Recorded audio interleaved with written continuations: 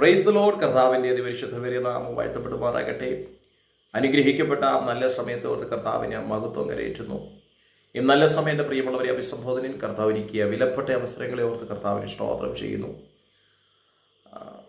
ഒരു തീരുമാനമെടുക്കാൻ കഴിയാതെ പലപ്പോഴും പല കാര്യങ്ങളുടെ ക്രൂഷ്യൽ സിറ്റുവേഷനിൽ വരുമ്പോൾ തീരുമാനങ്ങളൊന്നും എടുക്കാൻ കഴിയാതെ വളരെയധികം ഭാരപ്പെട്ടും വളരെയധികം ആകുലതകളിലും ആകാറുള്ള പലരെയും കാണാറുണ്ട്.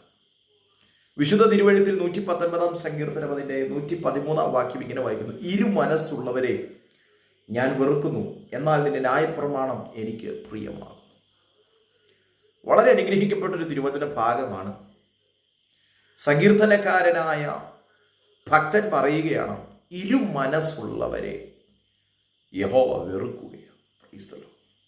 എന്താ പ്രിയമുള്ളവരെ ഇരു മനസ്സ് എന്ന് പറഞ്ഞാൽ? രണ്ട് മനസ്സെന്താണ്? വീട്ടിലെ കാര്യമാകട്ടെ, സ്വന്തം കാര്യങ്ങളാകട്ടെ, തലമുറയുടെ കാര്യമാകട്ടെ, പല കാര്യങ്ങളിലും പലപ്പോഴും ഉറച്ച ഒരു തീരുമാനമെടുക്കാൻ കഴിയാതെ, ഒരു തീരുമാനത്തിൽ ഉറച്ചു നിൽക്കാൻ കഴിയാതെ, പലപ്പോഴും പല അഭിപ്രായങ്ങൾ കേൾക്കുമ്പോൾ പല വിധത്തിൽ മനസ്സ് പതറിപ്പോകുന്നത് പോലെ ആവുകയാണ്. പല സാഹചര്യങ്ങളിലും ഇങ്ങനെ ഇരു മനസ്സ് കാണിക്കുമ്പോൾ പല ചതിക്കുഴികൾക്കകത്തും പല വേദനകൾക്കകത്തും ചെന്ന് വീഴാറുണ്ട്. വിശുദ്ധ തിരുവെഴുത്ത് പരിശോധിക്കുമ്പോൾ സംഖ്യാപുസ്തകത്തിൽ ഒരു മനുഷ്യനെ കാണാൻ കഴിയും. ബിലയാം എന്ന മനുഷ്യൻ. താൻ പ്രവാചകനാണ്. തൻ്റെ അടുക്കിലേക്ക് സമ്മാനങ്ങളുമായി വരുന്ന വ്യക്തികളെ കണ്ടിട്ട് ദൈവസന്നിധിയിൽ താൻ ഒരു ചോദ്യം ചോദിക്കുന്നുണ്ട്. അവരുടെ കൂടെ പോയി ഇസ്രായേൽ മക്കളെ ശപിക്കുവാൻ ഞാൻ പോകണമെന്ന് ദൈവസന്നിധിയിൽ ചോദിക്കുന്നൊരു ചോദ്യമുണ്ട്. ദൈവം എന്നാൽ ആദ്യം പറയുന്ന മറുപടി, ബിലയാമേ നീ പോകരുത്, നോ എന്നൊരു പദം പറയുമ്പോൾ അതിൽ ഉറച്ചു നിൽക്കാതെ, അതിൽ ഊന്നൽ കൊടുക്കാതെ, താൻ ആദ്യം കേട്ട ദൈവശബ്ദത്തിനകത്ത് വീണ്ടും ദൈവസന്നിധി ചെന്ന് ചോദിക്കുന്നൊരു ചോദ്യമുണ്ട്: ദൈവമേ ഞാൻ പൊയ്ക്കൊള്ളണമോ? സ്തോത്രം. ആദ്യം ദൈവം പറയുന്നത് നോ, നീ പോകരുത്. ദൈവമക്കളെ, ദൈവത്തിന്റെ സ്വന്തം ജനത്തെ ശപിക്കുവാൻ പോകരുതെന്ന് പറഞ്ഞിട്ടും തൻ്റെ മനസ്സിനകത്ത് സമ്മാനങ്ങളും ആശ്ലേഷങ്ങളും തനിക്കു നാളെയുടെ നീളകളിൽ കിട്ടാൻ പോകുന്ന ബഹുമതി അല്ലെങ്കിൽ ബഹുമാനങ്ങളും കണ്ടിട്ട് ദൈവത്തോട് അഭിപ്രായ വ്യത്യാസമുണ്ടോ എന്ന് ചോദിക്കാൻ പോകുന്ന ഒരു സാവകാശത്തെ നമുക്ക് ബൈബിളിൽ പഠിക്കാൻ കഴിയും.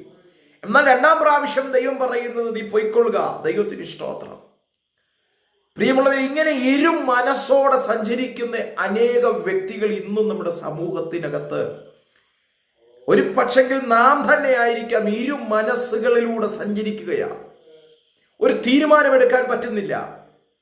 ഒരു ഒരു ഒരു ദൈവശബ്ദം കേൾക്കുമ്പോൾ ആ ദൈവശബ്ദത്തിൽ ഉറയ്ക്കാൻ പറ്റുന്നില്ല. ഓ താങ്ക് യു ജീസസ്. ഇന്നെന്റെ ഈ ശബ്ദം കേട്ടുകൊണ്ടിരിക്കുമ്പോൾ ചില ഹൃദയങ്ങൾക്കകത്ത് ആകുലതകളാണ്. ഇരു മനസ്സിന്റെ ആ ഇരു മനസ്സോടെ നിൽക്കുന്ന ചില സാഹചര്യങ്ങൾ വന്നിട്ട് വല്ലാത്ത പ്രതിസന്ധികൾക്കകത്തായി പോയി, വല്ലാത്ത പ്രതികൂലങ്ങൾക്കകത്തായി പോയി. കാരണം ഒന്നേ ഉള്ളൂ, ഇരു മനസ്സ് വന്നു, തീരുമാനമെടുക്കാൻ കഴിയുന്നില്ല, വല്ലാതെ ആകുലതകൾ അനുഭവിക്കുകയാണ്. ബിലയാമേ, നീ ആ വ്യക്തികളുടെ വാക്ക് കേൾക്കാതെ ദൈവശബ്ദത്തിനു മാത്രം ചെവി കൊടുത്താൽ ഒരു പക്ഷെങ്കിൽ നിന്റെ അടുക്കൽ വന്ന വ്യക്തികൾ നിന്നോട് പിണങ്ങിയേക്കാം, ആ വ്യക്തി ബന്ധങ്ങൾ പോയേക്കാം. ഇന്ന് വ്യക്തി ബന്ധങ്ങൾക്ക് മൂല്യം കൊടുത്തിട്ട് ദൈവത്തിന് മൂല്യം കൊടുക്കാതെ വ്യക്തിബന്ധങ്ങൾക്ക് മൂല്യം കൊടുക്കുകയാണ്.